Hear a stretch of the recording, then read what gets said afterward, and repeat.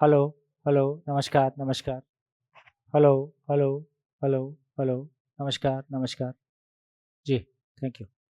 हाँ जी, सभी को नमस्कार। क्या बात है, तो जोश है। चाय बिस्किट का है।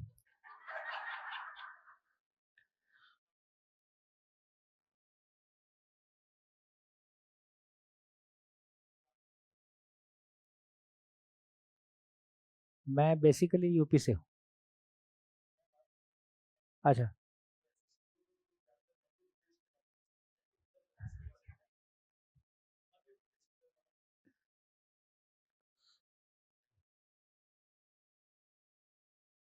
हाँ जी, बताइए। तो ब्रेक के पहले जो कुछ भी चर्चा हम लोगों ने की, वो ठीक रही? बात पहुँची? तो फाइनली जो निष्कर्ष निकला, ये भी बात निकली कि देखिए, मतलब जो लास्ट में चर्चा हुई, तो अभी जब हम ईमानदारी की बात कर रहे हैं, तो ये भी ज़िंदा रहने के धरातल पे ही आ गई। हमारा कुछ भी उससे आगे नहीं जाता है। इसलिए फाइनली वो कोई भी रिजल्ट, फाइनली ये सब करके भी यदि स्ट्रगल में, इसलिए मल्टीप्लाई ना होने का मतलब भी यही है कि उसमें स्ट्रगल करना पड़ता है। मल्टीप्लाई ना होने का रीज़न भी यही है कि स्ट्रगल के लिए सब कोई तैयार नहीं है। तो इसलिए स्ट्रगल वाले काम से नहीं चलेगा, कुछ और सोचना होगा। देखते हैं, चलिए आगे बढ़ते हैं। तो ब्रेक के पहले जितनी चर्चा हुई उससे ये निकल के आया कि अभी तक जो कुछ भी चल रहा है उसको हमने, वो बेसिकली शासन है।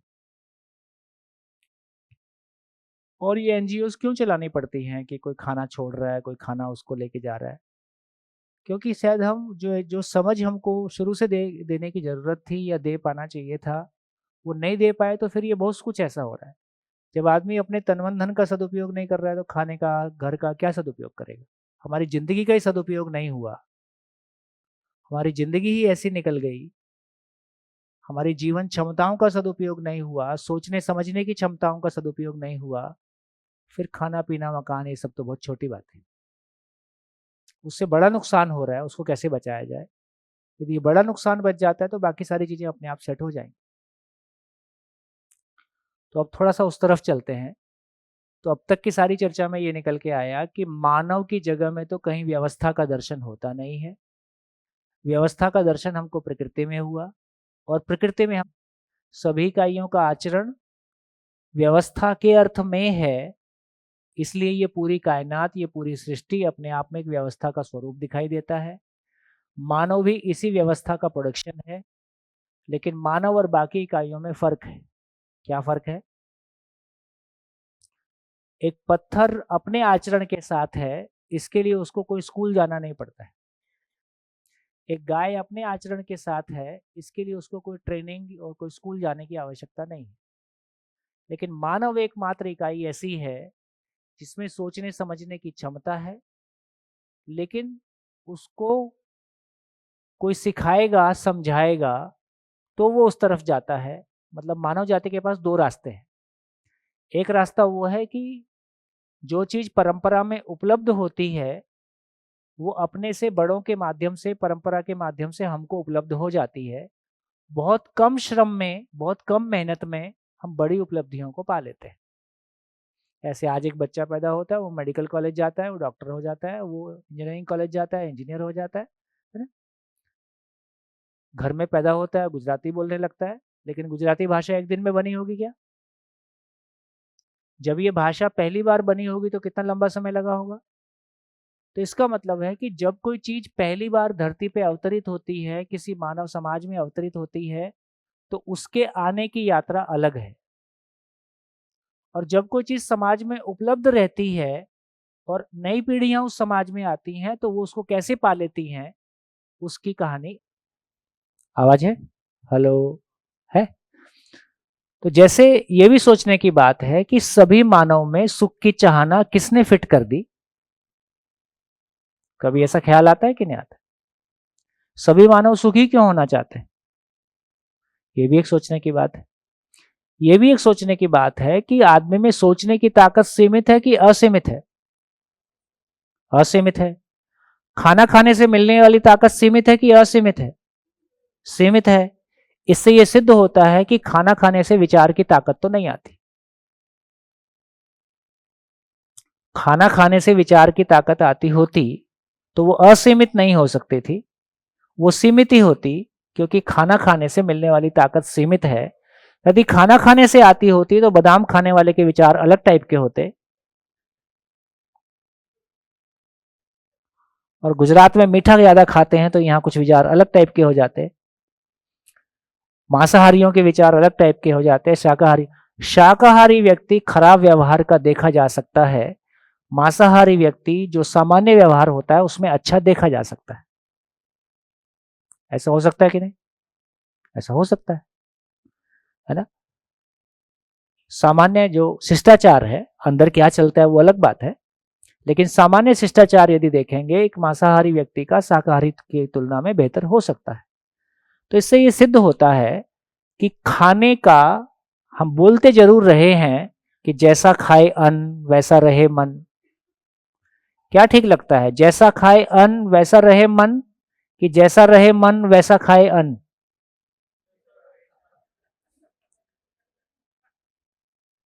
समझ में आया? सब उल्टा पुल्टा कर रखा है। जैसा आपका मन होता है वैसा खाते हो। आज बोले आज ढाबा चले, उस दिन पार्टी हो ही जाती है।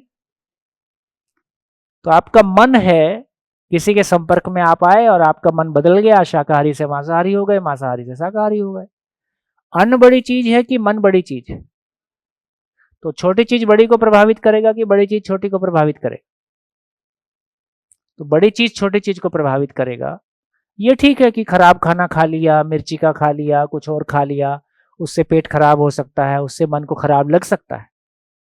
अन्न मन को प्रभावित कर सकता है, लेकिन डिसाइडिंग फैक्टर क्या होगा? डिसाइडिंग फैक्टर तो फाइनली मन ही होगा। ये धीरे से और समझेंगे इसको। चलिए, तो हम एक आगे की यात्रा की ओर निकलते हैं। तो अभी हम चर्चा करते हैं, भैया ये बोर्ड साहब,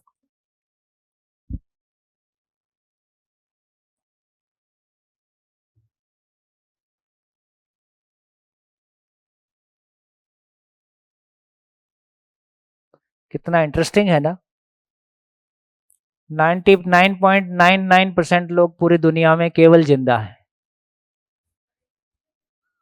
मैं जितनी बार सोचता हूं मेरे को उतना आश्चर्यजनक लगता है, और मैं इतने साल से यही बोल रहा हूं।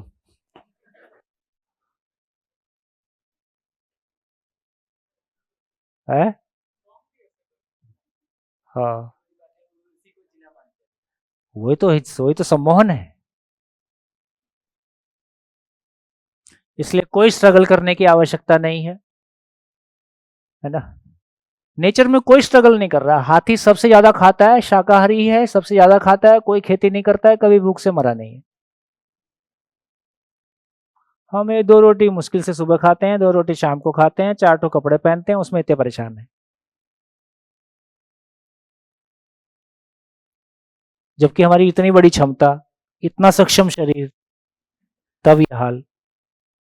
इसका मतलब कहीं बेसिक फॉल्ट है, बेसिक फॉल्ट।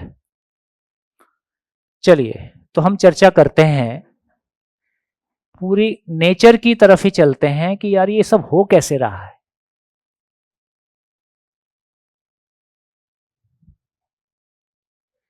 ये पूरी नेचर में जो कुछ भी चल रहा है, मानव के अलावा सब कुछ बहुत व्यवस्थित है ना। और ये जो चार्ट हमने बनाया था, फिर से एक बार लौट के आ जाएं, हम देखते हैं कि पदार्थ में, मटेरियल वर्ल्ड में आचरण की निश्चितता है, उसके मूल में मात्रा है। पेड़ पौधे में आचरण की निश्चितता है, उसके मूल में बीज है। पशुओं में, वंश जीव में आचरण की निश्चितता है, उसके मूल में वंश विधि है। मानव में आचरण की निश्चितता है, मानव में एक चीज बढ़िया उपलब्ध है, क्या? मानव में एक चीज बहुत बढ़िया है जो हमको अभी पता चलता है, कि वो जैसा मानता है वैसा जीता है। ये मानव में रखा है। जिसको दोस्त माना उसके साथ दोस्त जैसा जिया, जिसको दुश्मन माना उसके साथ दुश्मन जैसा जिया, है ना। और ये कभी भी बदल ही सकता है। तो जैसा मानता है वैसा जीता है। इसका मतलब अभी इसका मानना कैसा है? अभी जिंदा रहने को जीना मानता है, स्वयं को शरीर मानता है। तो सारा मानना यहीं से आता है। मैं मेल हूं, मैं फीमेल हूं, गोरा हूं, काला हूं, हिंदू, मुस्लिम, सिख, ईसाई, जैन, बौद्ध, भारतीय, अमेरिकन, बूढ़ा, जवान, ये सब हमारी मान्यताएं। तो अभी मेरा मानना कंडीशनड माइंड है ना। यदि ये मानना जानना हो जाए, अस्तित्व नियम पूर्ण है, मुझ में समझने की क्षमता है, यदि ये जानना हो जाए तो मेरा मानना एग्जिस्टेंशियल हो जाए, है ना। मैंने क्या बोला था? हमारा सॉफ्टवेयर कैसा है? अभी हमारा सॉफ्टवेयर कैसा है? 1947 पायरेटेड इन्फेक्टेड, आजादी के पहले का है। इसको कैसा होना है? Existential, universal existential. इसको यूनिवर्सल सॉफ्टवेयर में कन्वर्ट होना है। तो मानव के पास ये ताकत है कि वो जैसा मानता है वैसा जीता है। यदि इसी को बोला कि मानव संस्कार अनुषंगी है, मानव पदार्थ में मात्र पदार्थ का आचरण मात्रा विधि से निश्चित है, पेड़ पौधे का बीज विधि से निश्चित है, पशु पक्षी का वंश विधि से निश्चित है, मानव का आचरण संस्कार विधि से निश्चित होता है। संस्कार क्या है? जीने के अर्थ में स्वीकृतियां ही संस्कार है।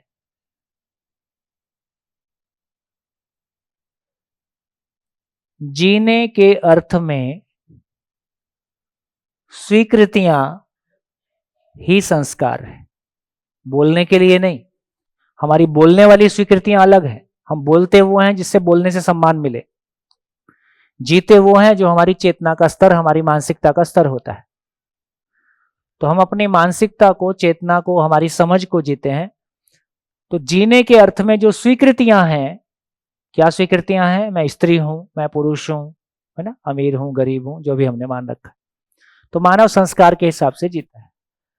तो इसका मतलब है कि यदि मानव को उस एग्जिस्टेंस का डिजाइन पूरा मिल जाए, यह अस्तित्व नियम पूर्ण है, उस नियम का आधार वो नियम कहां से आ रहा है? लोहा लोहा ही क्यों है?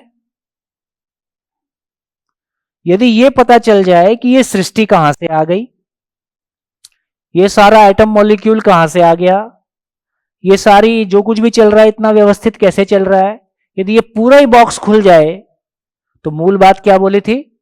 मूल बात 3 बोली थी कि बेसिकली यदि देखा जाए, क्वेश्चन के फॉर्म में देखा जाए, तो मानव के पास 2 ही क्वेश्चन है।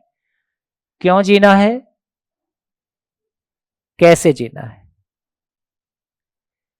इन दोनों क्वेश्चन को आंसर करने के लिए कंटेंट की बात करें तो बेसिकली कंटेंट इतना ही है कि संसार क्या है, मैं क्या हूं और करना क्या है।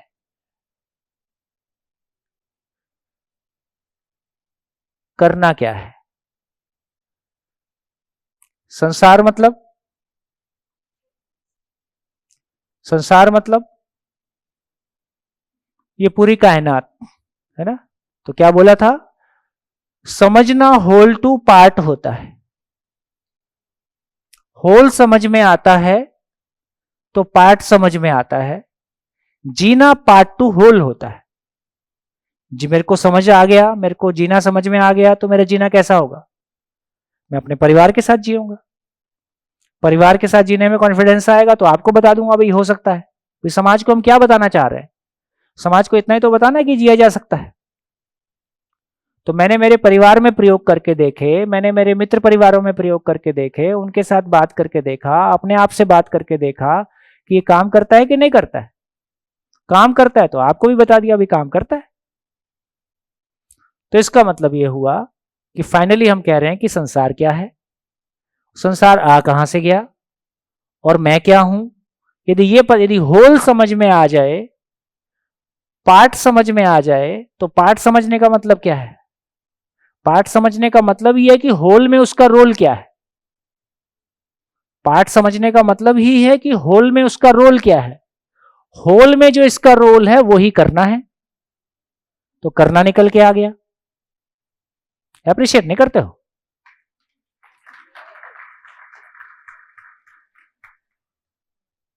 मैंने शुरू में कहा था कि आप पकड़ के चलिए लॉजिक। पहली क्लास में, पहले दिन पहली क्लास में क्या हुआ, शाम तक कहां पहुंचे, कल सुबह कहां से शुरू किया, कल शाम कहां तक पहुंचे, आज कहां से शुरू किया। यदि ये पूरा आपके ध्यान में रहेगा तो फिर समझने का काम होगा, तो उसको बनाए रखें। इसलिए मैं बार बार बहुत सारी बातें रिपीट भी करता हूं। चलिए, तो जितनी चर्चा हमने कर ली, अस्तित्व का मतलब है, अस्ति मीन्स है, त्व मीन्स जो है उसका व्यवस्था में भागीदारी है।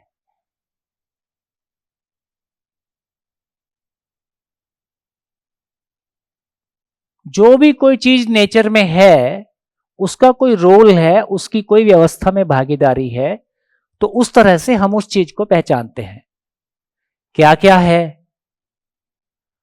क्या क्या है उसको देखने गए तो एक तरफ पता चला कि बहुत सारी इकाइयां हैं, जिसको आप एकम बोलते हो। इकाइयों के रूप में क्या क्या है, इकाइयों के रूप में पता चला कि पदार्थ अवस्था है, प्राण अवस्था है। ये पदार्थ अवस्था और प्राण अवस्था बेसिकली जड़ परमाणु से बनी हुई रचना है। और जड़ परमाणु कितने प्रकार का है? 108 प्रकार का, 108, 118 जो भी है, ये हम सब है ना 8, 9, 10th में पढ़ते हैं। तो ये हमारे ध्यान में आ गया कि बेसिकली पेड़ पौधे मरने के बाद वापस पदार्थ हो जाते हैं, है ना। तो उस रूप में हमने देखा कि ये ठीक हो गया। दूसरा चीज हमको ये भी समझ में आया कि और भी इकाइयां हैं। तो एक और चीज है जिसको हम बोल रहे हैं कि जीव अवस्था। जब जीव अवस्था बोल रहे हैं और मानव ज्ञान अवस्था बोल रहे हैं, मानव बोल रहे हैं, तो यहां पे एक और चीज जुड़ गई है जिसको हम कह रहे हैं कि शरीर है। पशु पक्षी का शरीर है, मानव का भी शरीर है, उसको चलाने वाली कोई चीज मैं है।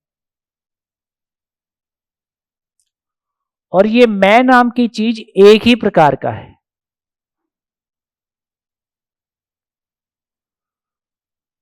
इसको थोड़ा सा विस्तार से समय आने से समझेंगे, लेकिन अभी इतना ही कह रहे हैं कि पशु शरीर को भी कोई मैं ही चलाता है, जो मैं अभी इस मानव शरीर को चलाता है। और यह भी संभावना है कि जितने मैं यहां मानव शरीर को चला रहे हैं, यही मैं कभी पशु शरीर चला के भी आए हूं। तो किसी ने मुझसे पूछा कि आपको कैसे पता, तो मैंने कहा आचरण देख के समझ में नहीं आता है।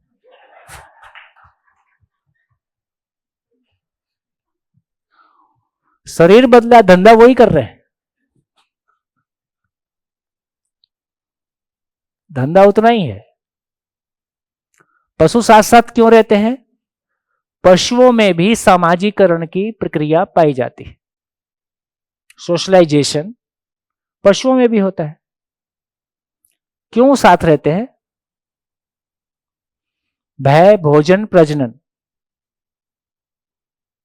दूसरों के आक्रमण से बचने के लिए, फियर्स, आउट ऑफ फियर, भोजन की तलाश में, और प्रजनन के लिए। हम शहर में रह के क्या कर रहे हैं? हम क्या कर रहे हैं?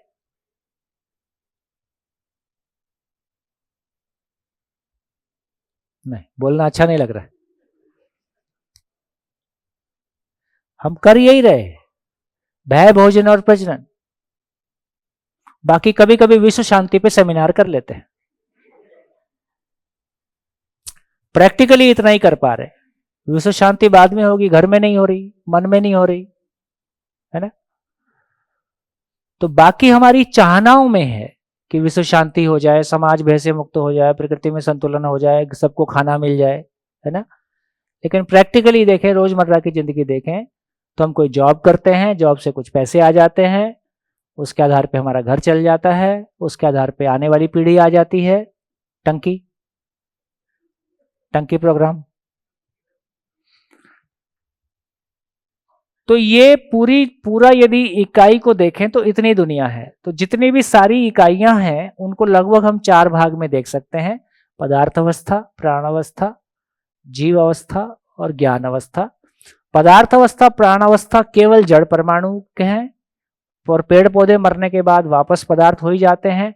और शरीर जो है वो भी कुल मिला के जड़ परमाणु ही है। मानव का शरीर मरे या पशु का शरीर मरे, मरने के बाद वो भी वापस पदार्थ में चला ही जाता है। ध्यान में आ गया? लेकिन ये जो मैं नाम की चीज है, ये जो मैं नाम की चीज है, ये अलग चीज है, ये नहीं मरता है। इसकी बात समय आने से करेंगे। तो ये मैंने इकाइयों को लेके सारी बात आपसे की। अब थोड़ा सा और आगे बढ़ते हैं। जो लोग पहले शिविर कर चुके हैं उनसे सहयोग की अपेक्षा है, और चुप रहना ही आपका सहयोग है।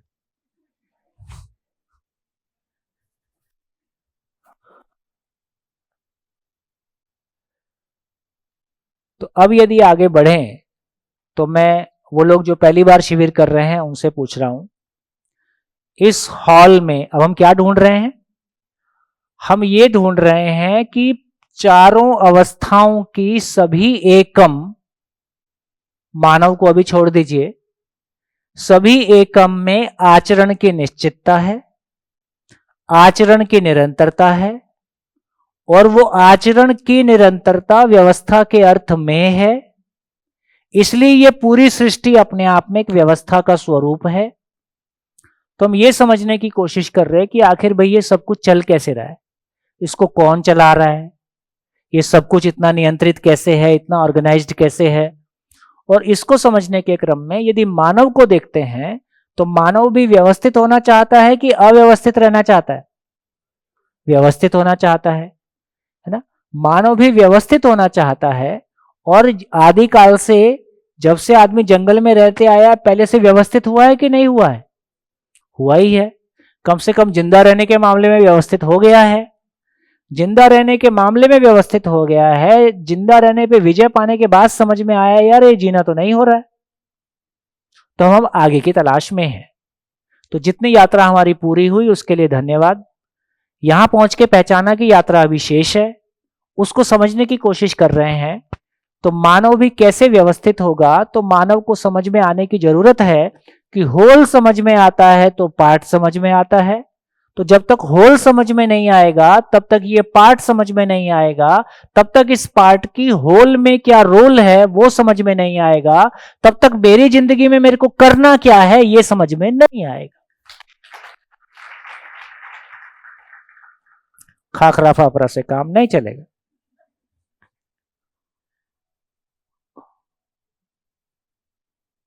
बैठ गई बात? ये बात स्थिर हो गई। अब हम इस होल को समझने की कोशिश करते हैं, ताकि मैं पार्ट के रूप में अपने आप को पहचान पाऊं और मैं व्यवस्थित हो पाऊं। तो मैं आपसे पूछना चाहता हूं कि इस हॉल में इकाइयों के अलावा, एकम के अलावा और भी कोई रियलिटी है क्या? है ना? क्वेश्चन क्लियर हो गया? और हम क्या कोशिश कर रहे हैं? हम ये समझने की कोशिश कर रहे हैं कि यदि पूरी सृष्टि इतनी ऑर्गेनाइज्ड है, सब कुछ इतना नियम से है, आखिर इनको नियम में कौन बना के रखता है, कौन चलाता है, कैसे चलता है, मैं कहां से प्रकट हो गया, सृष्टि कहां से प्रकट हो गई, इस सब को हम समझना चाहते हैं। तो हम ढूंढ रहे हैं भैया ये एकम तो दिखाई दे रहे, लेकिन ये सब चल कैसे रहा है? तो और कुछ भी है क्या जो इसको चला रहा है, बना रहा है, या कोई और भी चीज है क्या? तो उसको भी समझते हैं, फिर धीरे से देखेंगे। तो मैं आपसे पूछ रहा हूं, इस हॉल में इकाइयों के अलावा और भी कोई रियलिटी है क्या? बोलिए।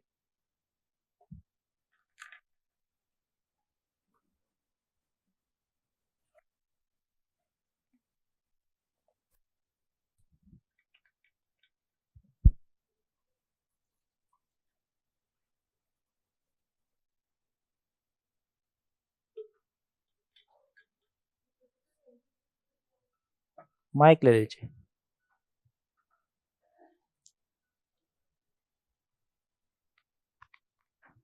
जो यहाँ का टेम्परेचर है, फिजिकल टेम्परेचर हवा का, इज दैट टेम्परेचर किसी पदार्थ अवस्था का एक्सप्रेशन है। और बोलिए, बोलते जाइए फटाफट। हाँ जी, माइक लीजिए। हाँ जी, है मैं अपने आप में एकम है। जैसे आप एक मैं है, मैं एक मैं हूं। आप कहते हैं मेरे विचार, आपके विचार अलग हैं, मेरे विचार अलग हैं। तो इसका मतलब दो अलग अलग एकम है जो दो अलग अलग शरीर को चला रहे हैं। इसको धीरे से और समझेंगे। मैं थोड़ा शॉर्टकट मारा हूं ताकि 5 दिन को देखते हुए कुछ कंटेंट बेहतर आ जाए, इसलिए मैं कुछ चीजों को गैप मार दिया हूं। जो समय मिलेगा तो बाद में कवर करूंगा। हाँ जी, हम एक एक है, हाँ लेकिन हम सब ग्रुप भी तो है। हाँ, ग्रुप है, वो एक एक को मिला के ही तो है, उसमें नया क्या है। मैं ये पूछ रहा हूं कि एकम के अलावा इस हॉल में और भी कोई रियलिटी है क्या? है नियम। यदि नियम को मैंने कहा कि आचरण की निश्चितता है, तो आचरण की निश्चितता को हम कह सकते हैं कि किसी इकाई के साथ। और बोलिए, है चेतना, व्यवस्था। व्यवस्था सारे मिलके व्यवस्था है। इकाइयां ही मिलके व्यवस्था है। हाँ जी, इकाइयों को चलाने वाला है। इकाइयों को चलाने वाला सूर्य चंद्र तारे एकम है कि नहीं है? आप ही गिनते हो, एक तारा, दो तारा। हाँ जी, इकाइयों को चलाने वाला कहाँ है? कहाँ है? पंखे पे बैठा है? कहाँ बैठा है? हाँ जी, बोलिए। और है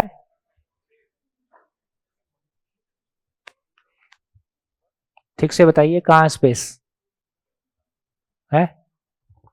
तो हवा है, हवा तो है।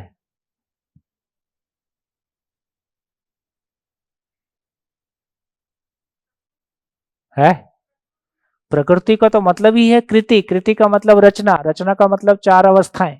एकम 4 अवस्था के अलावा और कुछ नहीं है। बेकार, हाँ मैं तो कुछ था ही नहीं, ऐसे ही पूछ रहा था।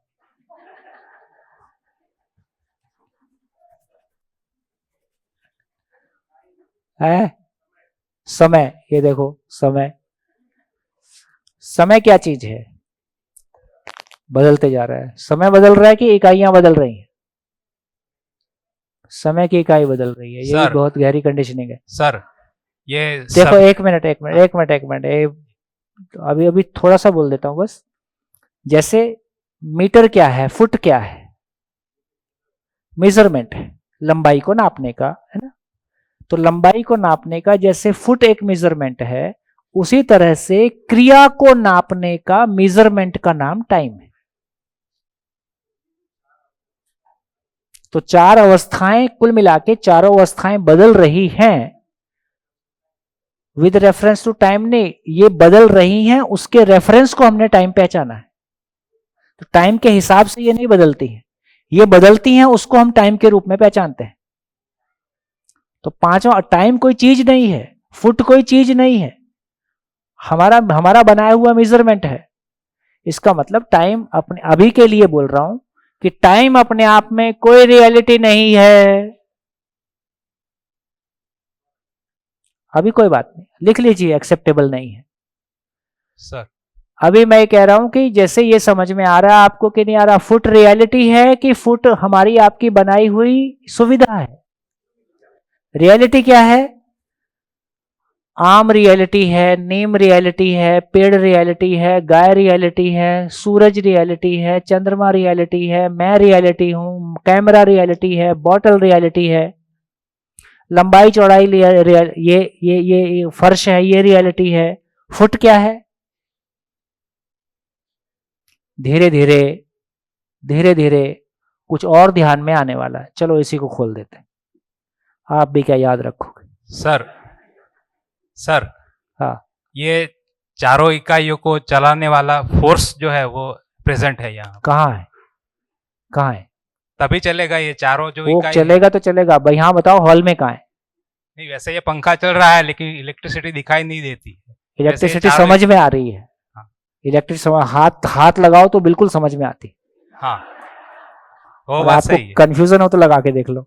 नहीं, कंफ्यूजन, लेकिन कोई तो चला रहा है। ओहो, ये आपकी बात को हम तो कह रहे हैं भैया, होल में वो ऑब्जेक्टिवली बात कर रहे हैं, अब रहस्य की कोई बात नहीं कर रहे।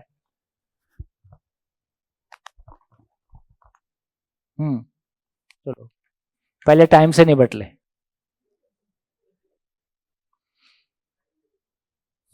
हाउ, बोले टाइम मैनेजमेंट। जिंदगी का पता नहीं है, टाइम मैनेज कर रहे।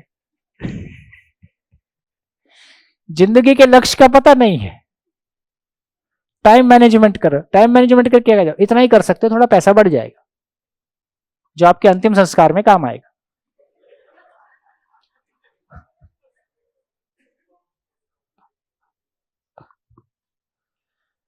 चलिए, ये जो बात आपने कही इसको थोड़ा सा रेफरेंस, क्योंकि ये बढ़िया बात है, इंपॉर्टेंट बात है।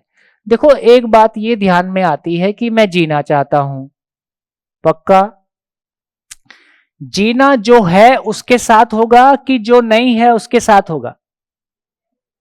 जो है उसके साथ होगा। तो मेरे को यह पहचानना पड़ेगा कि क्या है और क्या नहीं है। यदि मैंने नहीं है को है मान लिया है तो क्या होगा? जो चीज है ही नहीं और मैंने मान लिया है कि वो रियलिटी है, तो मैं जिंदगी भर उसके साथ जीने की कोशिश कर रहा हूं जो है नहीं।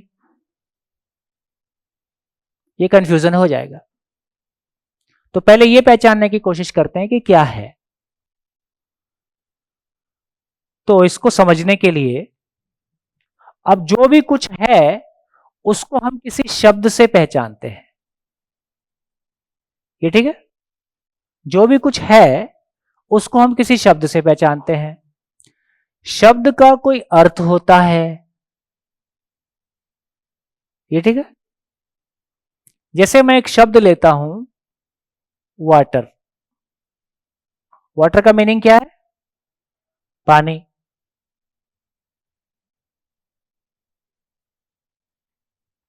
ऐसा मैं डिक्शनरी में कई बार देखा है कि वाटर का मीनिंग पानी होता है, और बचपन से डिक्शनरी उठाई है, डिक्शनरी में बार बार देखा है। तो डिक्शनरी में वाटर का मीनिंग पानी होता है। अब थोड़ा सोच के देखो कि वाटर का मीनिंग पानी होता है कि वाटर का पर्यायवाची शब्द पानी होता है? भाई, हिंदी में नीर बोलते हैं, उर्दू में आब बोलते हैं। आब, आब मतलब पानी, है ना? अब फ्रेंच में कुछ और बोलते होंगे, जर्मन में कुछ और बोलते होंगे। तो वाटर का मीनिंग पानी हुआ कि वाटर का पर्यायवाची शब्द पानी हुआ? इससे वाटर समझ में आया। तो क्या समझ में आया? हम मीनिंग के नाम पे पर्यायवाची शब्दों में घूम रहे। राम का घर श्याम के सामने, श्याम का राम के सामने, दोनों का आमने सामने। ढूंढोगे ना राम मिलेगा ना श्याम मिलेगा, है ना? भाव क्या है? फीलिंग।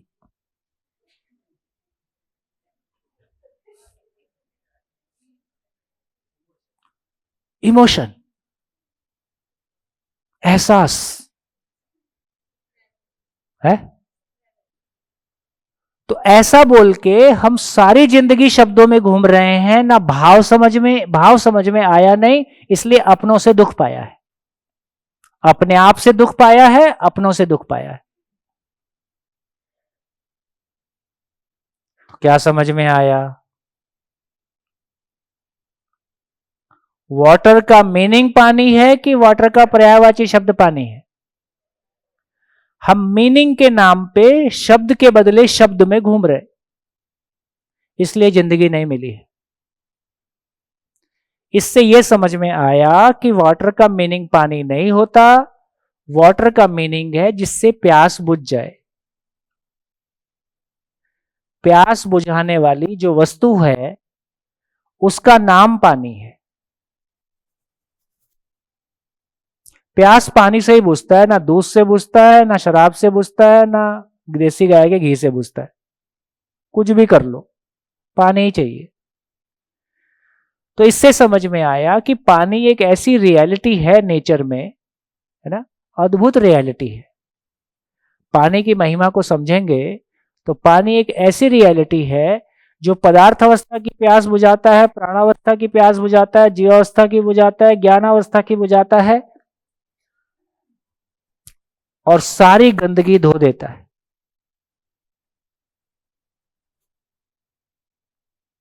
जो महिमा पानी की भौतिक रासायनिक संसार में है, वही महिमा ज्ञान की चैतन्य संसार में है। ज्ञान वो महिमा है जो सदियों सदियों की प्यास बुझा देता है और सारी गंदगी धो देता है।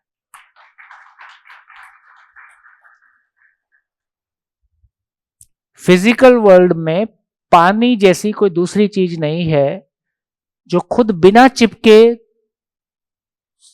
जो खुद नहीं चिपकता है और जो गंदगी है उसको धोता है और सबकी प्यास बुझाता है। ज्ञान भी वही चीज है ना, जो सदियों की प्यास बुझा देता है, सारी गंदगी धो देता है। ये मेरी प्यास है, ये मेरी भूख है, तो मेरी जरूरत, जो मैं की आवश्यकता है, वो ज्ञान है, प्यार है, विश्वास है, सम्मान है, समझना है, जीना है। ये मेरी दुनिया है। शरीर की दुनिया बिल्कुल अलग है, उसकी आवश्यकता अलग है। प्यास बुझाने वाली वस्तु है। शब्द का अर्थ होता है, उस अर्थ से हम किसी वास्तविकता को इंगित करते हैं, वास्तविकता की ओर इशारा करते हैं। तो वास्तविकता क्या है? वास्तविकता के रूप में ये H2O है।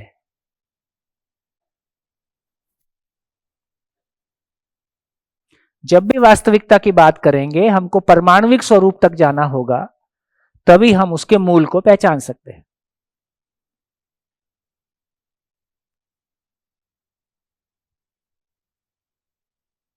ठीक, आगे चले।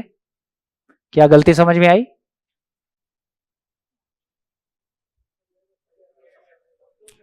शब्दों में घूम रहे, अर्थ का पता नहीं है, केवल शब्द के बदले शब्द और शब्द के बदले शब्द। तो एक बात ध्यान में आई कि क्यों, है ना, इतना सरफेशियल हम जीते हैं, उसका एक ये भी कारण हुआ। अब इसी तरह से थोड़ा सा और देखें तो मैं ले आऊं एक शब्द और कि समझ। समझ क्या है? देखो, अब तक जब जिंदा रहने के धरातल पे समझ किसको बोल रहे हैं? स्किल को समझ बोल रहे हैं, ये ध्यान में आ गया। अब समझ किसको बोल रहे हैं? जो मानव के आचरण में आ जाए, भाव और विचार की दुनिया में आ जाए। तो बेसिकली हम समझ के लिए बोल रहे हैं कि समझ क्या बोले? जो जैसा है, जो जैसा है उसे उसे वैसा ही जानना।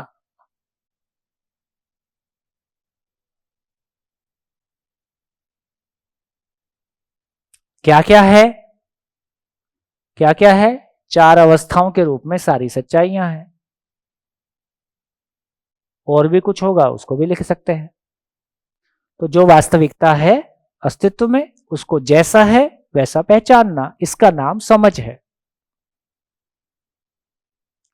फिर कहें सुख क्या है?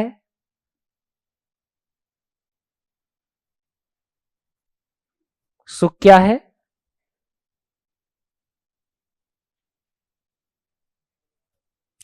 जैसा है वैसा जानना।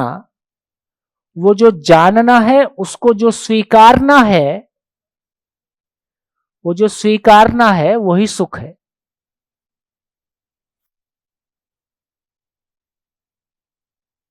ना? समाधान बराबर सुख, है ना? उसके मूल में वास्तविकता क्या है? उसके मूल में वास्तविकता है कि जीवन है और जीवन में सच्चाई को पहचानने की प्यास है, और वो जैसे सच्चाई को पहचानता है उसमें हार्मनी आती है, उसमें विश्वास आता है। इसको हम वास्तविकता के रूप में पहचान सकते हैं। मैं, जब मैं यहां मैं बोल रहा हूं, जीवन बोल रहा हूं, मतलब मैं।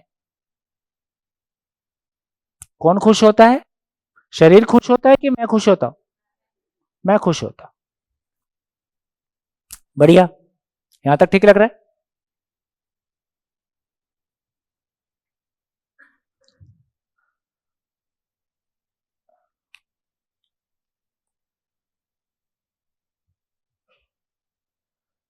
दुख क्या है? दुख क्या है?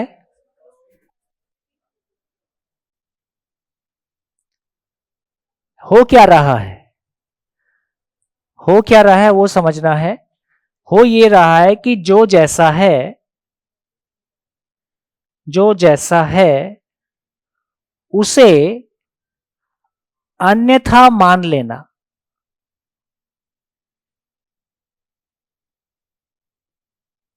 मैं उसको कुछ और मान लेता हूं। जैसे मैं मानव हूं, मैंने स्वयं को शरीर मान लिया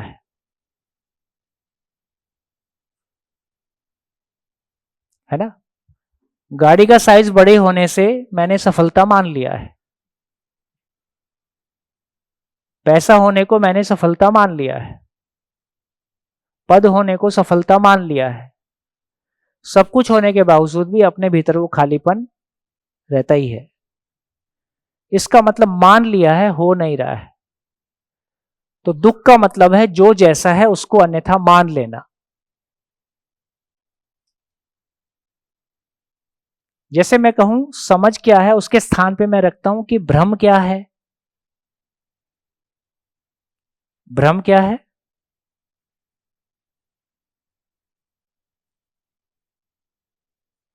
जो जैसा है उसको अन्यथा मान लेना, यही भ्रम है। ये बात ठीक है ना? जैसा है, रस्सी को सांप मान लेना, ठीक? पैसे को हाथ का मैल मान लेना। ऐसे हम कुछ कुछ कर सकते हैं। अब ध्यान देने लायक बात है क्या? भ्रम क्या है? जो जैसा है, जैसा है उसको अन्यथा मान लेना। अन्यथा किसने माना? मैंने। लेकिन जो जैसा है वो है कि नहीं है? वो तो है ही है। आप मानो मत मानो, आप कुछ भी मान लो, आपके मान लेने से जो है उस पर कोई फर्क पड़ गया? नहीं पड़ा। तो अब ये बताओ कि भ्रम नाम की चीज अस्तित्व में क्या है? हाँ जी, जो लोग पहली बार शिविर कर रहे हैं, बढ़िया मन लगाइए, ठीक से सोचिए। फिर से रिपीट कर रहा हूं।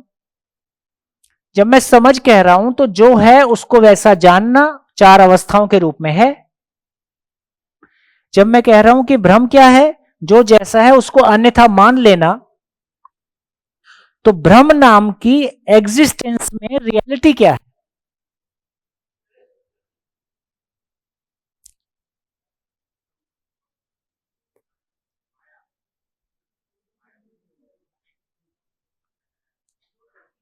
है?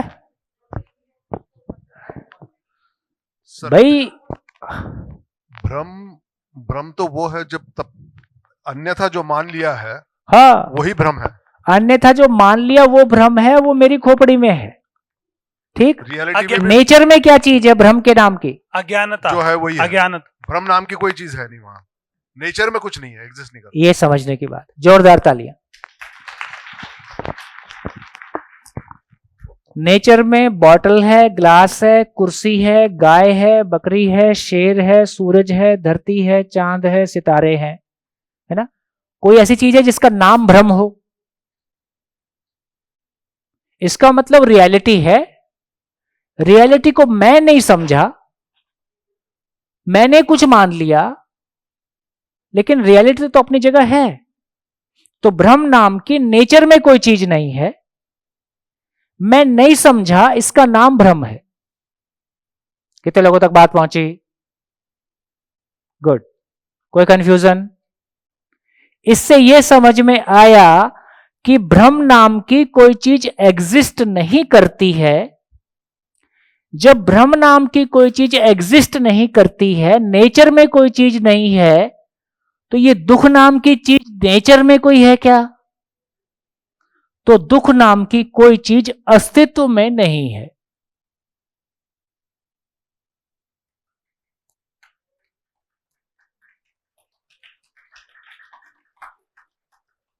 और हम दुख को वास्तविकता मान रहे हैं। तो इसका मतलब मैं नहीं कह रहा हूं कि दुख नहीं है, ऐसा मैं नहीं कह रहा हूं, लेकिन दुख एक सामयिक स्थिति है जब तक मैं वास्तविकता को नहीं समझता हूं। भाई सामने मैं अंधेरे में चल रहा हूं, रस्सी पड़ी है और मैं सांप बोल के एकदम से डर गया,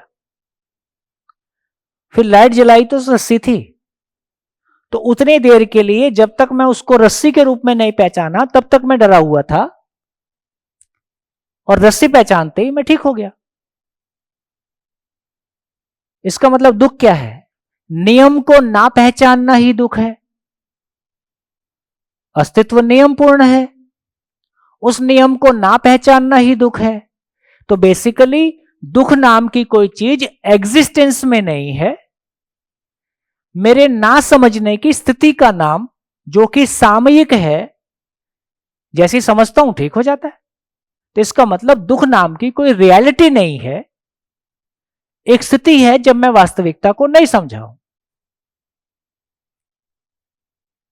पहुंच रही बात? कितने लोगों तक पहुंच रही? गुड। हाँ जी, माइक।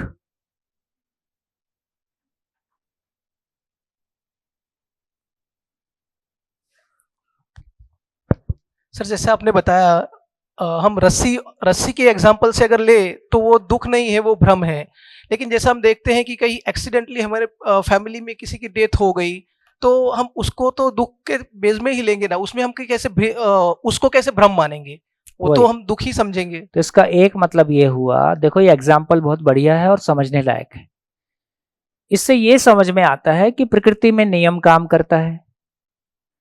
शरीर मरण धर्मा है, शरीर में लोहे का रॉड घुसेगा तो आर पार जाएगा, ये नियम है कि नहीं? लोहा हार्ड होता है, शरीर उसकी तुलना में सॉफ्ट होता है।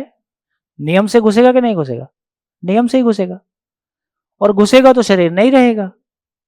तो शरीर का मरना ही नियम है, ये मेरे को स्वीकार होगा। और मैं नहीं मरता हूं, ये भी नियम है। और उसमें रॉड डाल लो कि उसमें एटम बम डाल लो कि जो डालना है सब डाल लो, इसका कुछ नहीं होता। यदि ये मेरी क्लैरिटी है तो मैं बेसिकली रियलिटी को नहीं समझता हूं, और मैं किसी के मरने से दुखी होने का, मैंने कल भी कहा था, एक ही मतलब है। अखबार में आप न्यूज पढ़ते हो 250 मर गए, उसके बाद आप आलू का पराठा दबा देते हो, आपको क्यों फर्क नहीं पड़ा? इसका मतलब यह हुआ कि आप किसी मरने वाले के लिए नहीं रो रहे हो, उससे जो आपका सुख जुड़ा हुआ था, मेरे सुख का क्या होगा, तुम तो चले गए। सर ठीक है, ये समझ में आया? कोई 80 साल का इंसान हमारे घर में मर जाता है तो हम शायद उतना दुख नहीं होता। हाँ, क्योंकि उसके साथ हमारा सुख नहीं जुड़ा हुआ है। लेकिन कोई 20 साल का अगर लड़का घर क्योंकि में उससे उम्मीद है कि कुछ सुख देगा, लेकिन ये वास्तविकता स्वीकारने के लिए तो हम तैयार नहीं है। स्वीकारने के लिए समझ नहीं है, बस उतनी बात है। शरीर का मरना नियम है, जब अपने बात समझ में आ जाए तो जन्म और मृत्यु घटना है, ये आपके अनुसार नहीं चलेगी। आपको तो लगता है मैं, अरे आपको तो लगता है कि मैं 60 में भी 70 में भी जवान रहूं। ये शरीर का नियम है कि 50 के बाद, 40 के बाद, 70 के बाद चेहरे में झुर्रियां आएंगी, बाल सफेद होंगे, कुछ ना कुछ शरीर में कम ज्यादा होगा, एक दिन ये शरीर मरेगा। नहीं नहीं, मेरा शरीर तो जवान बना रहे, ये आपकी प्रॉब्लम है। वो तो किसी नियम से चल रहा है। तो जो 20 में गया वो भी किसी नियम से गया, जो 70 में जा रहा है वो भी किसी नियम से जा रहा है। मैं नियम नहीं पहचान पा रहा हूं, ये मेरी प्रॉब्लम है। मैं नियम को नहीं समझ पा रहा हूं, ये मेरी प्रॉब्लम है। अस्तित्व आपके लिए नहीं बैठा है। सर नियम वास्तविक है, हम अभी उसको जान रहे हैं, जान नहीं रहे हैं, सुन रहे हैं। सुन रहे हैं। हाँ। मतलब ये वास्तविकता है, सच्चाई है कि ये नियम है। हाँ। लेकिन उसको अभी स्वीकारना इतना आसान नहीं हो पा रहा है। आसान क्या, जब तक समझ में नहीं आता तब तक क्या आसान होगा? अभी समझ में नहीं आया इसलिए स्वीकार नहीं हो रहा है, इसमें क्या? समझ में आ जाएगा, स्वीकार हो जाएगा। समझने के बाद स्वीकार कर पाएंगे उतनी आसानी से? आसान और मुश्किल क्या है? जो कर लिया उसके लिए आसान है, जो नहीं कर पा रहा उसके लिए मुश्किल है। कोई चीज आपके लिए बहुत आसान हो सकती है, मेरे लिए बहुत मुश्किल हो सकती है। कोई चीज मेरे लिए बहुत आसान हो सकती है, आपके लिए मुश्किल हो सकती है। आसान और मुश्किल कुछ नहीं होता है ना। महंगा और सस्ता भी कुछ नहीं होता है। जो खरीद लिया उसके लिए सस्ता था, जो नहीं खरीद पाया उसके लिए महंगा था। जी भैया, तो आपने जो बताया कि जो कोई नियर डियर है और कम उम्र में गुजरता है तो वो दर्द इतना मुश्किल, मतलब ये एक्सेप्ट करना इतना मुश्किल अभी नहीं लग। शुरुआत में पहली शिविर की तब ये मुझे इनके जैसा ही सवाल था, फिर अभी ये समझ में आ रहा है कि हाँ इतना फर्क पहले से दूसरी कुछ शिविर चेंज है। में।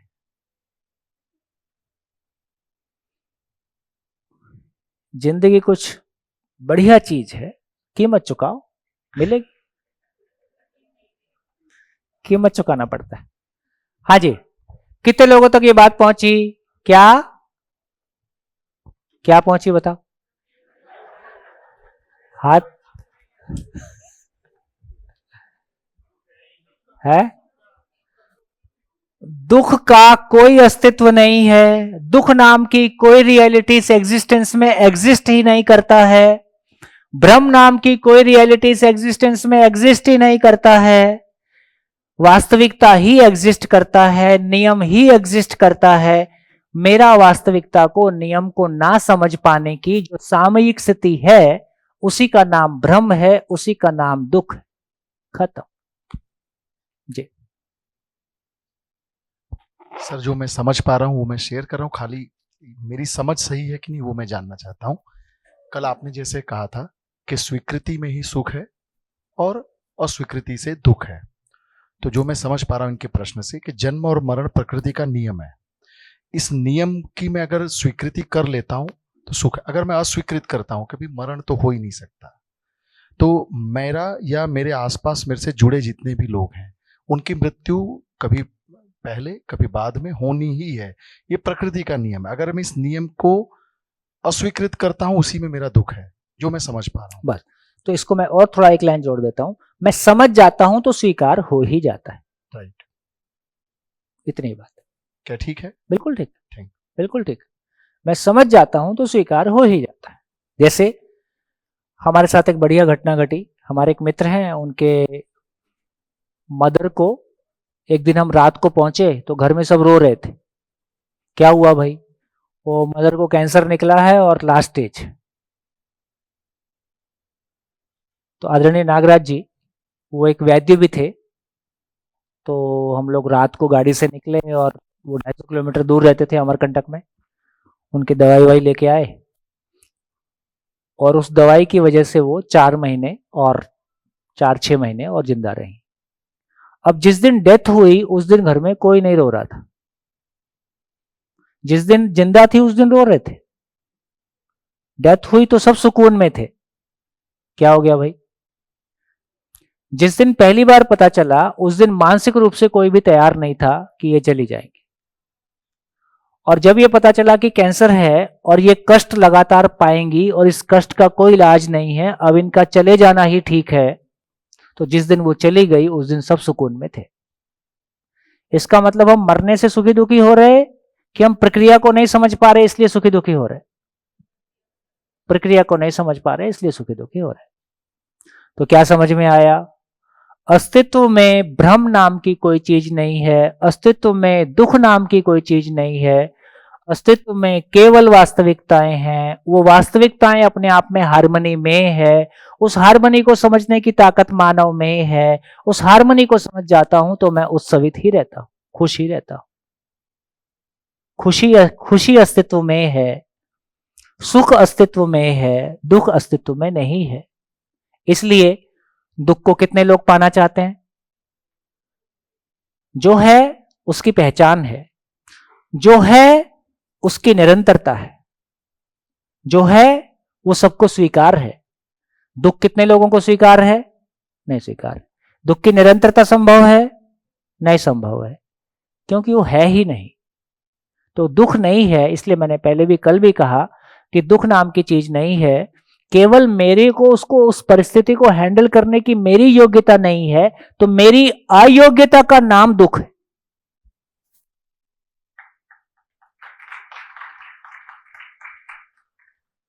क्या हो गया? मेरी अयोग्यता का नाम दुख है, बाहर कोई दुख नहीं है, सब नियम से चल रहा है।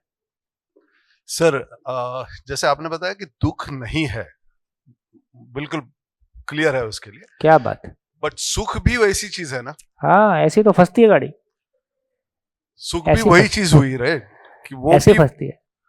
केवल वो एहसास है हमारा, उस वक्त पे हमें अच्छा लगता है तो हम कहते हैं कि वो सुख है। 2001 में मैंने एक शिविर लिया था और संयोग से उसमें एक टीचर था। उस टीचर ने जो लॉजिक दिया वो आज तक किसी ने नहीं दिया। वो मैं लॉजिक आपको बताता हूं। उसने इसी बात को बोले सर देखो, दिन होता है, रात होती है, पॉजिटिव होता है, नेगेटिव होता है, नॉर्थ पोल होता है, साउथ पोल होता है, मेल होता है, फीमेल होता है, इसलिए सुख भी होता है, दुख भी होता है।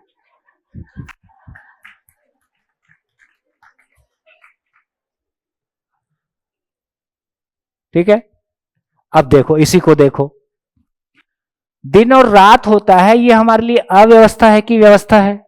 व्यवस्था है। क्योंकि जब रात को सोते हैं, लाइट आ रही है तो पर्दे वर्दे ढाक के, है ना, वो दिन में ही सोना पड़े तो कैसे लगेगा? तो हमारे लिए रात भी और दिन भी दोनों हमारे लिए व्यवस्था का स्वरूप है। पॉजिटिव एंड नेगेटिव दोनों व्यवस्था है कि अव्यवस्था है? व्यवस्था है। पॉजिटिव नेगेटिव होने से करंट फ्लो करता है। नॉर्थ पोल साउथ पोल व्यवस्था है कि अव्यवस्था है? व्यवस्था है। मेल फीमेल व्यवस्था है कि अव्यवस्था है? व्यवस्था है। ये सभी हमको स्वीकार है कि नहीं? दुख हमको स्वीकार है क्या? नहीं। बेसिकली दुख है क्या? नहीं। सुख है क्या? जो जैसा है तो है ही। मानव में समझने की क्षमता, इसलिए जान भी सकता है, जान लेता है तो खुश रहता है, इतनी बात है। और मैं निरंतर है, मैं कहीं जाता नहीं, इसलिए हमेशा खुश रहता है। खुश रहता हूं, सुख का अस्तित्व नहीं है? सुख का अस्तित्व नहीं है, मतलब खुश रहता हूं, इस अवस्था का नाम मैंने सुख दिया है। हाँ, खुश रह, सुख का अस्तित्व का मतलब है, इसका मतलब ये हुआ जो जागृत मानव है वो अनंत काल के लिए, क्योंकि जीवन तो अनंत काल के लिए, वो तो मरता नहीं है, इसलिए वो हमेशा ही खुश है। तो एक वास्तविकता ऐसी है जो हमेशा सुखी है, इसलिए सुख का अस्तित्व है।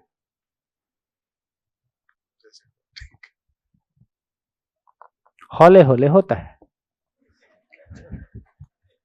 सर क्या हम सुख और दुख को भी एक सिस्टम या व्यवस्था नहीं बोल सकते जिसमें कि सुख रिवॉर्ड है और दुख इंडिकेटर है? हाँ, यदि दोनों help कर रहे हैं। दुख को इंडिकेटर मानते हैं तो फिर वो दुख नहीं है, तो हेल्पिंग है। मैंने पहले ही कहा, आपकी पेट्रोल का मीटर 0 पे दिखा रहा है तो आप ये भी कर सकते हो, फुल पे सेट करके स्क्रू ड्राइवर टाइट कर दो, अब कभी पेट्रोल खत्म नहीं होगा, लेकिन ये प्रॉब्लम में डाल देगा।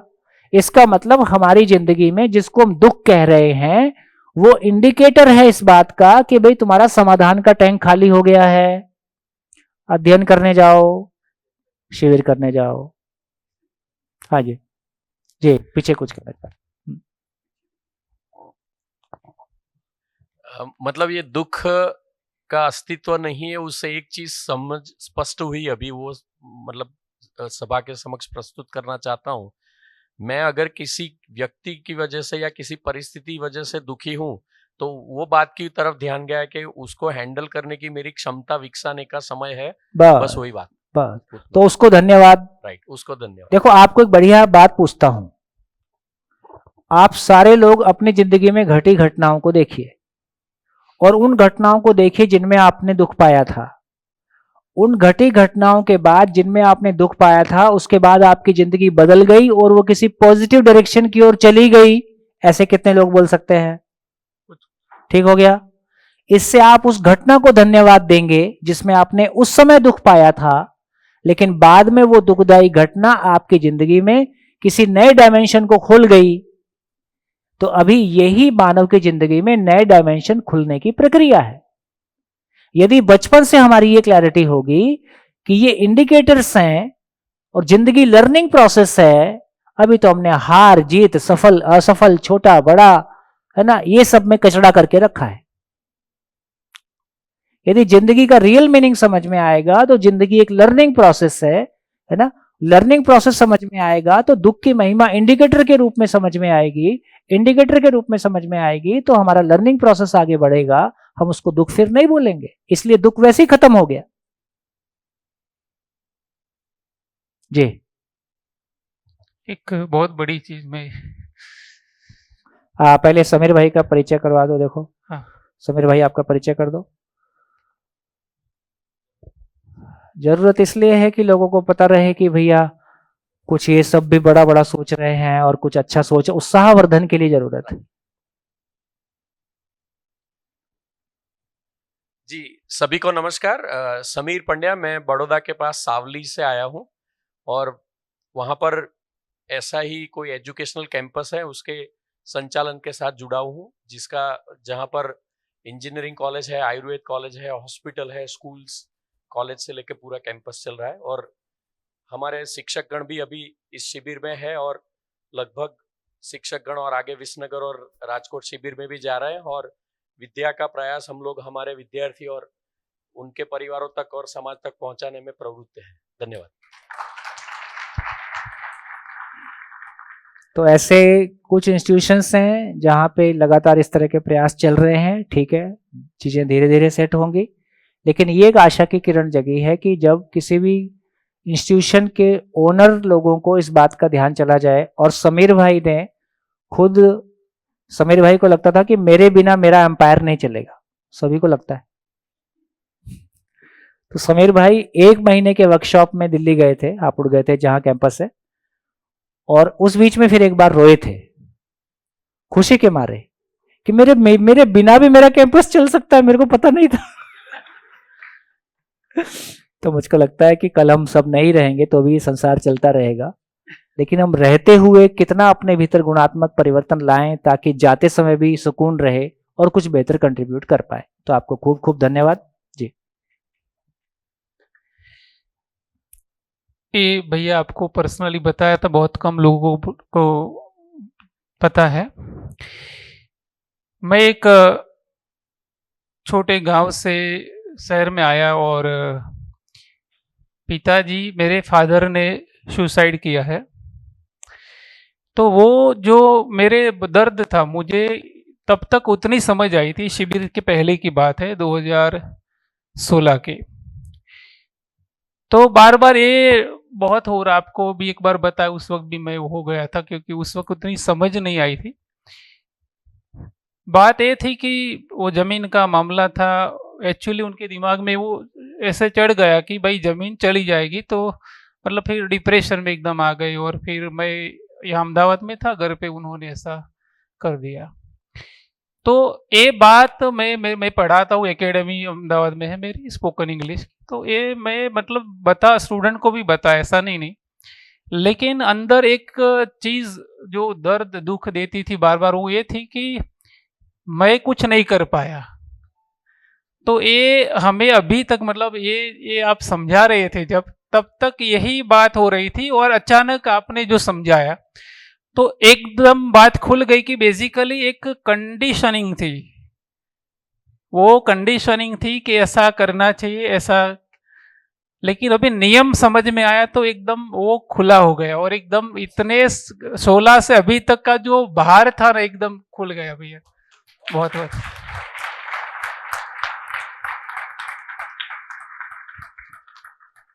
कब बल्ब जल जाए पता नहीं चलता है ना। तो ऐसी तमाम घटनाएं, तमाम चीज, जबकि ये लगातार जुड़े हुए हैं और लगातार कई, ये शिविर की महिमा है कि जब फिजिकली हम साथ होते हैं, जब जो वातावरण क्रिएट होता है, उस समय जो एम्बियंस बनता है, उसमें कोई चीज क्लिक होने लगती। ऑनलाइन में ये कितना होगा कहना मुश्किल है, इसलिए फिजिकल शिविर की महिमा अलग है। खूब खूब आपको है ना शुभकामनाएं। जितना हल्के हो जाएंगे उतना उपयोगी हो जाएंगे। तो हम सब खूब उपयोगी होके जिएं, और ये संसार खूबसूरत जगह है ना। तो कैसे इसको और बढ़िया मिलजुल के बनाएंगे। सर हाँ जी, मेरा पूछना, हाँ जी। मेरा नाम जनक है, जनक शाह। मैं चार्टर्ड अकाउंटेंट हूँ, प्रैक्टिस कर रहा हूँ और पीएचडी में, जीवन विद्या में पीएचडी कर रहा हूँ। मेरा ये मानना है कि आप बता रहे हैं कि ये 4 जो बताया उसने वो तो यूनिवर्सल लॉ है, यानी कि नेचुरल में एग्जिस्टिंग है। लेकिन जैसे वो भैया को जो चुभ रहा है ऐसा मेरे को भी चुभ रहा है, तो मैं आपको पूछ रहा हूँ, मैंने बहुत पूछा है आपको लेकिन आप क्लियर नहीं कर पाए। तो आपको एक रिक्वेस्ट है कि आप खुल के बताओ या मेरे को पर्सनली टाइम दे के मैं आने के लिए भी तैयार हूँ, क्योंकि वो क्लियर नहीं हुआ है अभी तक। जो हम प्रैक्टिस कर रहे हैं और हमारे को डिपार्टमेंट्स में बहुत काम होता है, 4-5 डिपार्टमेंट्स होते हैं जो नेशनल लेवल पे काम करते हैं और पूरा फाइनेंस मिनिस्टर के नीचे होते हैं, और ऐसे गुजरात सरकार में भी काम होता है। तो सभी में करप्शन, और हम इतने पढ़े लिखे होने के बाद भी जो क्लास 2 ऑफिसर होते हैं या क्लास 3 ऑफिसर होते हैं उसको भी बैठने का या पानी देने का भी एक तमीज़ नहीं होती है, वैसे वातावरण में हम काम करते हैं। तो हमको लगता है कि आप बोलते कि वो नेचुरल है, जो एग्जिस्टिंग है उसको एक्सेप्ट करो, लेकिन ये तो एग्जिस्टिंग, ये तो नेचुरल नहीं है। और पूरे करप्शन ऐसा होता है कि जो मैं इंटरनेशनल लिटिगेशन में जाता हूँ तो करोड़ों में डिमांड होती है, तो वहाँ पे जो व्यवहार होता है करोड़ या में लाखों में होता है। तो हमको ऐसा लगता है कि इतना पढ़े लिखे होने के बाद ऐसे काम के लिए हम, यानी कि हमको कभी सीए होने के बाद गौरव होना चाहिए, क्योंकि सीए होना बहुत मुश्किल होता है। 1-2% रिजल्ट आता है उसमें हम निकलते हैं, और पूरे इंडिया में अभी भी 4 लाख सीए है, ज़्यादा सीए नहीं है, वो भी 4 लाख सीए। जो मैं आया था तब 1 लाख सीए थे, अभी 20 साल में 3 लाख सीए और आए हैं, यानी कि बहुत रेशियो कम है चार्टर अकाउंटेंसी का। और इतनी एग्जाम टफ रहती है और इतना वाइड उसका स्कोप रहता है, तो मेरा सेल्फ एस्टीम डाउन हो जाता है ऐसे वातावरण में काम करने में। और मैंने सीए होने के बाद कंपनी सेक्रेटरी हूँ, मैं रजिस्टर वैल्यूअर हूँ, इंश्योरेंसी प्रोफेशनल हूँ, ये सभी नेशनल लेवल की डिग्री है, यानी कि कोई यूनिवर्सिटी या गुजरात स्टेट का नहीं है।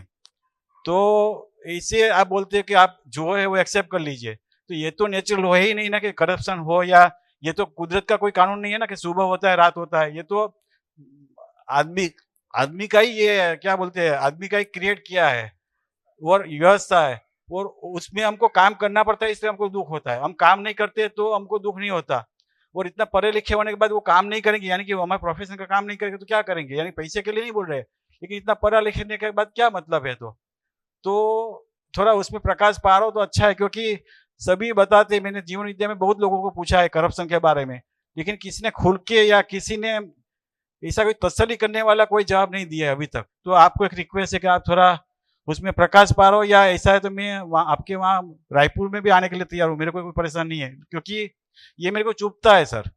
और चुभता क्यों है कि मैं खुल के काम नहीं कर सकता हूँ, इसलिए मेरे को उसमें से निकलना है, क्योंकि इतना पढ़ा लिखा होने के बाद अपने खुल के काम नहीं करते हैं तो अपने को जॉब सेटिस्फेक्शन नहीं मिलता है, फ्रस्ट्रेशन आता है, डिसअपॉइंटमेंट होती है। तो ये उसमें से आप निकालो, तो आपकी एक रिक्वेस्ट है बस। मैं पानी पी लेता हूँ। सर कल जो मैंने पूछा था अव्यवस्था के प्रति स्वीकृति रखनी चाहिए कि नहीं, भैया उसी का एक ही extension बात है, एक ही बात है। देखो इसका एक मतलब ये हुआ भैया, मैं और उसमें भी कंडीशन वो है, वो जो समझ व्यवस्था है उसमें मेरे को कोई गलत नहीं है, चलो आप बोलते हो वो स्वीकार कर लो, लेकिन उसमें मेरी कंडीशन ज्यादा वो है कि जो हम काम करते हैं तो हमको पाप कर्म बनता है, यानी कर्मों की फिलोसफी बहुत मानता हूँ मैं, तो उसमें मेरे को परेशानी, वरना वो लोग करते तो मेरे को अच्छा तो नहीं लगता है, मैं इसलिए करता भी नहीं। मैंने गवर्नमेंट जॉब भी इसलिए नहीं लिया है या उसमें सोचा भी नहीं है कभी तक, लेकिन मेरे को वो कर रही है उसमें थोड़ा परेशानी तो ज्यादा होती है, लेकिन वो भी मैं, आप बोलते हो स्वीकार कर लो वो जो परिस्थिति है वो, लेकिन परिस्थिति में अपना पाप कर्म बनता है, क्योंकि पैसा बहुत गोलमाल, यानी कि पैसे बहुत व्यवहार होता है हमारे से, तो हमको उसमें चुभता है कि भाई हम उसमें पाप कर्म तो नहीं कर रहे हैं, उसको तो नहीं लगता इसलिए वो लेते हैं, लेकिन हमको तो इतना कर्मों की फिलोसफी बांधते हैं ना सर कि हमको बहुत चुभता है। तो उसमें थोड़ा कर्म, यानी कि आप बोलते हैं भैया ने बताया कि व्यवस्था को स्वीकार कर लो, लेकिन मैं व्यवस्था को स्वीकार करने के लिए भी राजी हूँ, लेकिन मैं उसमें हिस्सा हूँ, इसलिए मेरे को प्रॉब्लम है।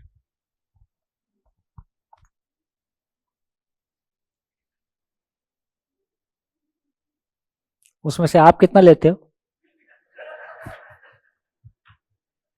मेरी जो लिटिगेशन फीस होती है ऑफिशियली वो लाखों में होती है, वो लेते हैं हम लोग, जो ऑफिशियली मिलती है, और वो तो कंपटीशन है, यानी कि अपना काम के हिसाब से सभी मार्केट में पता है कि कौन कैसा काम करता है, कैसे काम करना है। तो हम उसमें 1 रुपया हम नहीं आप लेते तो हैं। नहीं लेते, हमारे काम के लिए जो हमको काम जो करना फीस है मिलता है वो लेते हैं। हैं, वो लेते वो कमिट उसके साथ बात करके जो होता है ठीक है, वो एक बात हो म्यूचुअल गई, अंडरस्टैंडिंग से होता है ये। एक बात ये हो गई।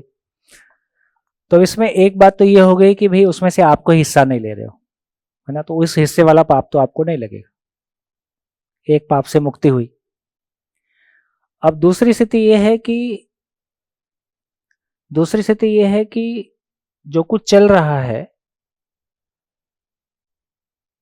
देखो कुछ चीजें हैं जो मैं व्यक्ति के रूप में हैंडल करता हूं, कुछ चीजें परिवार के रूप में हैंडल हो रही हैं, कुछ चीजें समाज और व्यवस्था के रूप में हैंडल हो रही हैं।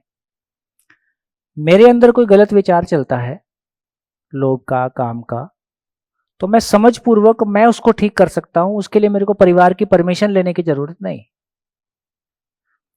लेकिन फैमिली मैटर कोई है जिसमें फैमिली की राय जरूरी है, उसमें मेरे अकेले का निर्णय नहीं चलता है। जब तक फैमिली की सहमति नहीं होती है, मान लो शिविर में ही आना है, पूरी फैमिली को आना है, तो पूरी फैमिली चाहेगी तो आएगी, नहीं तो नहीं आएगी, उसमें आपकी अकेले की नहीं चलेगी।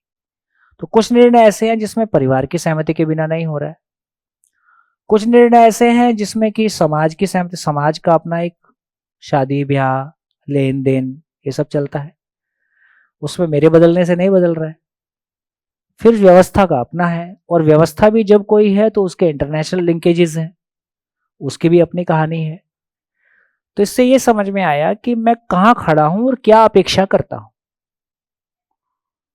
तो दुख इस बात का नहीं है कि ये जो हो रहा है इसमें मैं शामिल हूं, दुख इस बात का है कि जो तृप्ति मेरे भीतर, जो क्लैरिटी और जो तृप्ति मेरे भीतर होनी थी, वो तृप्ति ना होने की वजह से मैं इस तृप्ति को व्यवस्था में ढूंढता हूं,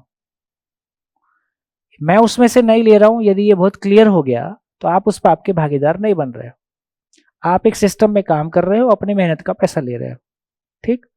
इसके बाद जो सिस्टम में हो रहा है उसको नाम है नासमझी टैक्स।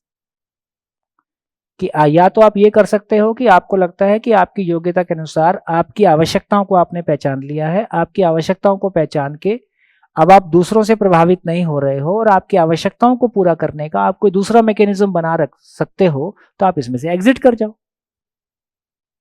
दूसरा ये एक जगह है, आपके पास दूसरी कोई व्यवस्था नहीं है और ये करना ही आपकी मजबूरी है। तो फिर ये करना आपकी मजबूरी है, तो उसमें जो एक तो आपने दो आपकी कंडीशनिंग अटक रही है कि ये सब में शामिल होने से पाप होता है। पाप आपको तब होता जब आप उसके हिस्सेदार होते, आप उसके हिस्सेदार नहीं हो। फिर ये जो चल रहा है एक सिस्टमिक है, तो जब तक सिस्टम में सभी समझदार नहीं होंगे तब तक ये ठीक नहीं होगा। तो इसमें आपकी कोई भूमिका, आपकी ये तो भूमिका हो सकती है कि आप समझने के लिए कितना अपने आप को इन्वेस्ट कर रहे हो, उसमें आप कितनी तृप्ति के साथ खड़े हो पा रहे हो। जितना जितना हम समझ जाते हैं उतना उतना अपनी तृप्ति और अपनी उपयोगिता के साथ में खड़े हो जाते हैं। उसी में से बहुत सारे लोगों को हम समझ के लिए मोटिवेट कर देते हैं, अपने उसी जगह में हम एक नए वातावरण का निर्माण करने लगते हैं। तो वही जो प्लेटफॉर्म जो मेरे लिए कष्ट का कारण था, वही प्लेटफॉर्म मेरे लिए उपलब्धि का कारण भी बन सकता है, क्योंकि उस जगह में मेरे को इतने सारे लोगों को, आखिर वो जितने भी लोग हैं सबकी फैमिलीज तो है, सब कोई मानव तो है, वो भी तो सुखी होना चाहते हैं। तो यदि मेरी क्लैरिटी इतनी बनेगी कि मैं खुद भी अपने आप में स्टेबल रह पाऊं और उनको भी मोटिवेट कर पाऊं और वहां एक वातावरण धीरे से बना पाऊं और कम भी बना पाऊं, तो भी मेरी तृप्ति के आधार पे मैं उसमें अपराध बोध में नहीं जाऊंगा। तो आपकी दो कंडीशनिंग है, परंपरा से कंडीशनिंग आ रही है, ये सब नहीं करना। यहां ये नहीं कह रहे हैं, यहां ये कह रहे हैं कि आप क्या करते हो उसको देख लो। सिस्टम में जो हो रहा है वो आप एक दिन में ठीक नहीं कर सकते, उस सिस्टम की जिम्मेदारी जरूर हमारी है मानव होने के नाते, पर वो एक प्रोसेस है जिसमें कि हो सकता है अगला 50 साल लगेगा, 25 साल लगेगा। तब तक आप क्या कर रहे हो उसको देख सकते हैं। तो आप उसमें कुछ कंट्रीब्यूट नहीं कर रहे हो, इस बात का अपराध बहुत ज्यादा हो सकता है। इसको करने लगोगे, उनके बीच में नहीं हो सकता, समाज में करने लगोगे, तो समाज में करने से भी हमारा वो दर्द कम हो जाता है। आप नहीं ले रहे हो, ये ठीक बात है, आप ले रहे होते तो झंझटा लगता रहता था। तो ज्यादा मुश्किल कहानी नहीं है, आपकी परंपरा की कंडीशनिंग आपके दुख का कारण है। इसका एक ही कारण है कि आपने समझने में उतना वक्त नहीं लगाया है, जिससे कि वो क्लैरिटी आ जाती, जिससे कि वो कंडीशनिंग जो आपको दुखी कर रही है उसको आप हैंडल कर पाते। कैसा रहेगा?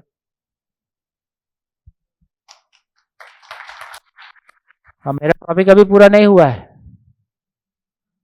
मैं पूरा करके छोड़ूंगा। हाँ, चलेगा?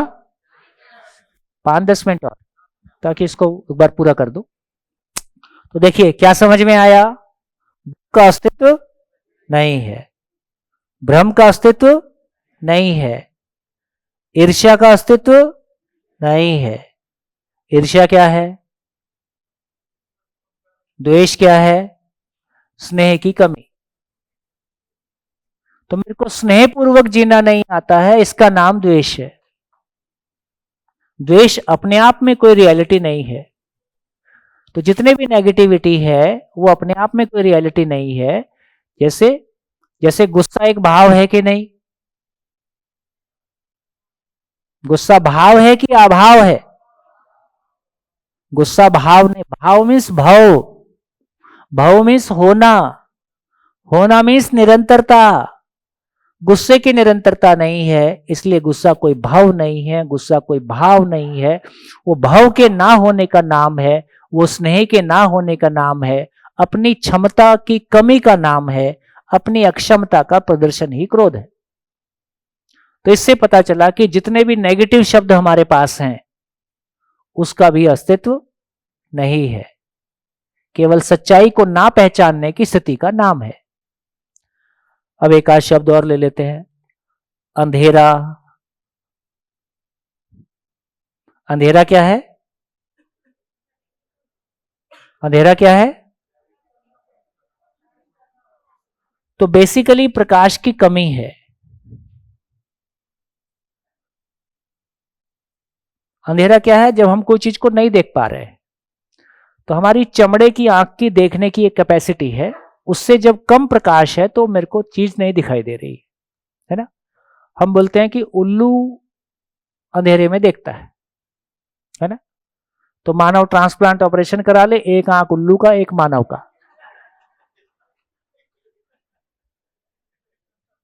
तो जब चाहे दिन जब चाहे रात, नियंत्रण आपके हाथ में आ गया। आजकल वो नाइट कैमरास और क्या क्या आते हैं, है ना, दिख ही रहा है। और धरती ट्रांसपेरेंट होती तो क्या होता? लाइट ही लाइट होती। छाया और अंधेरा अलग अलग है कि नहीं? छाया और अंधेरा अलग अलग है कि नहीं? अलग अलग है, जबकि वो नहीं है। अरे रात क्या है? धरती की छाया है। सोचने की मशीन ठप है। तो इसका मतलब यह हुआ कि जब हम कह रहे हैं अंधेरा है, इसका मतलब है कि कम प्रकाश है, मेरे कान के सुनने की सीमा है, मेरी आंख के देखने की सीमा है ना, उस सीमा का नाम अंधेरा है, वहां अंधेरा नहीं है। मैं आदिवासियों के बीच में थोड़ा बहुत रहा तो उनको अंधेरे में दिखता है, क्योंकि हमारी प्रैक्टिस है कि लाइट बंद तो आंख बंद, आंख खुली तो लाइट खुली। तो हमारा रेटिना अलग तरह से सेट है। जहां लाइट है ही नहीं, उनका रेटिना अलग तरह से सेट है। तो इसका मतलब यह हुआ कि बेसिकली ये कह रहे हैं कि अंधेरा नाम की अस्तित्व में कोई चीज है क्या? अंधेरा नाम की कोई रियलिटी एग्जिस्ट करती है क्या? सोच रहे? हाँ हाँ हाँ, माइक देखो कितने दिन हो गए, अभी मेरे को ही आपको माइक बताना पड़ता है। ये भी भ्रम है कि नहीं है? सर भैया जैसे आपने बताया, तो अभी भी इस चीज में थोड़ा कंफ्यूजन, मुझे प्रश्न है मेरे मन में। आपने सुख दुख की बात की, उससे मैं प्रकाश की भी बात करता हूँ कि आप जैसा बता रहे हैं कि अंधेरा नहीं है, तो वो सच्चाई हो सकता है, लेकिन मानव दृष्टि से देखे तो अब एक इंसान की लिमिटेशन तो है, तो वहां पे अंधेरा है। अरे उल्लू की दृष्टि से तो नहीं देख सकते। अब तो नाइट कैमरास आ गए, तो हमको ये देखना है कि वाकई में अंधेरे नाम की कोई चीज। देखो बात, हमारा संदर्भ क्या है जीना है के साथ है कि जो नहीं है उसके साथ है के साथ। तो हम ये पहचान रहे कि यार अंधेरा शब्द तो ठीक है पर उसमें वास्तविकता कुछ है क्या? तो पता चला कि वास्तविकता कुछ नहीं है, केवल एक सामयिक स्थिति है। मेरी आंख की सीमा है, उसको मैं अंधेरा बोलता हूं। केवल मेरी आंख की देखने की सीमा का नाम अंधेरा है, वहां एक्चुअली अंधेरा नहीं है। ठीक, अंधेरा जैसी चीज नहीं है। तो यदि ये क्लैरिटी हमारी बनती है तो अंधेरे को लेके जो हमारी मान्यता है, जैसे अंधेरे से खासकर बच्चों को और महिलाओं को बहुत डर लगता है। जनरल डर किस बात का है? उसके साथ कुछ कंडीशनिंग जुड़ी हुई है। लेकिन जैसे ही आपको एक क्लैरिटी आती है कि अंधेरा नाम की अपने आप में कोई वास्तविकता नहीं है, उसमें कोई रहस्य नहीं है, उसमें कुछ और डरने के लिए कुछ नहीं है, केवल प्रकाश की कमी है, यदि ये क्लैरिटी बनती है तो वो अंधेरा आपको वैसा डरावना नहीं लगता है जैसा अभी तक लगता था। अच्छा, यहाँ पे सर जैसे आपने बताया मान्यता की बात की, तो प्रकाश और अंधेरा सेम, उसके पहले का एग्जांपल लिया कि सुख और दुख। तो आप बता रहे हैं कि दुख का अस्तित्व नहीं है, वो हमारी मान्यता है। लेकिन बहुत लोगों के लिए, जैसे सर ने अभी वहां से बात की कि बहुत लोगों के लिए ये चीज है कि सुख का अस्तित्व नहीं है। अब तक हम ये सुनते आए हैं कि संसार जब स्मशान घाट में जाएंगे तब सुख है, बाकी जीवन में दुख ही दुख है। अब ये मान्यता के साथ में हम जी रहे थे। अब 2 दिन से या कुछ दिनों से ये मान्यता हो सकती है कि नहीं, निरंतर सुख ही सुख है, दुख नहीं है। तो बात तो जाके मतलब भैया शब्दों से काम चलेगा कि वास्तविकता से काम चलेगा? वास्तविकता से काम तो चलेगा। वास्तविकता को समझने की कोशिश करते हैं, उसके बाद शब्द बना लेंगे। शब्द तो हमारे आपके बनाए हुए हैं। लेकिन जिसकी जैसी मानसिकता है वो वैसे ही वास्तविकता मान के चला है। मानसिकता को देखो, 2 शब्द हमने सुने हैं, जैसी दृष्टि वैसी सृष्टि कि जैसी सृष्टि वैसी दृष्टि। जैसी सृष्टि वैसी दृष्टि, ये ठीक है कि जैसी दृष्टि वैसी सृष्टि? क्या सही है?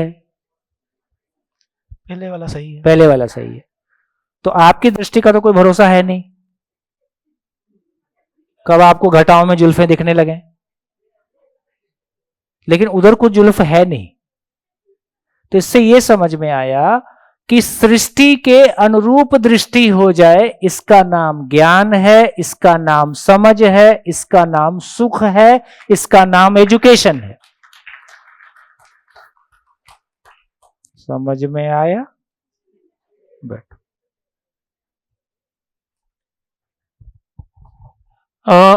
हमारी एजुकेशन की उपलब्धि उल्टी है एक्चुअली। हाँ। क्योंकि हमें समझाया गया है जैसी दृष्टि हाँ, आंख में अमी तो दुनिया गमी। मतलब एक गुजराती में है मतलब वही नीचे वाला समझाया है। तो हमारी एजुकेशन का जो बेज है बेसिकली वही जिंदा रहने के धरातल पर आदमी की दृष्टि का कोई माई बाप नहीं होता।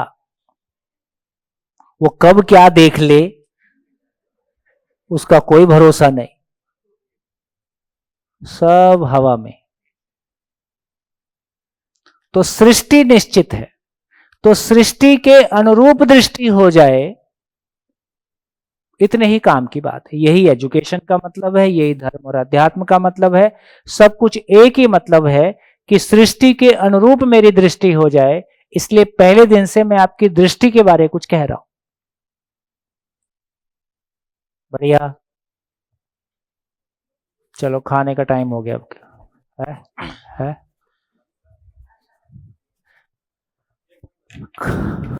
लौट के ही पूरा करना पड़ेगा।